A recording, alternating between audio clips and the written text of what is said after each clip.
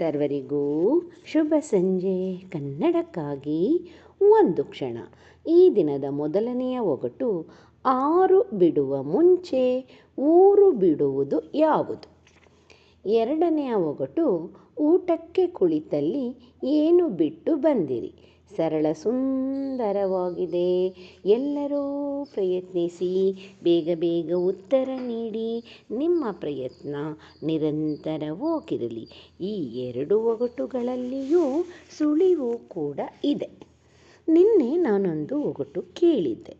ಮುಂಜಾನೆ 4:15, ಮಧ್ಯಾಹ್ನ 2:15, ಸಂಜೆಗೆ 3:15 ಊರಿ ನಡೆಯುವ ಪ್ರಾಣಿ ಯಾವುದು?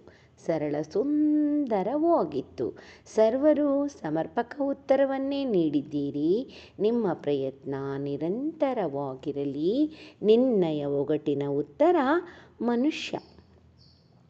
ಮನುಷ್ಯನ ಜೀವಿತ ಅವಧಿಯ 3 ಹಂತಗಳನ್ನು ಈ ಒಗಟಿನಲ್ಲಿ ವರ್ಣಿಸಿದ್ದಾರೆ. ಮುಂಜಾನೆ ಎಂದರೆ ಬಾಲ್ಯ, ಮಧ್ಯಾಹ್ನ ಎಂದರೆ ಯೌವನ, ಸಂಜೆ ಎಂದರೆ ಮುಪ್ಪು.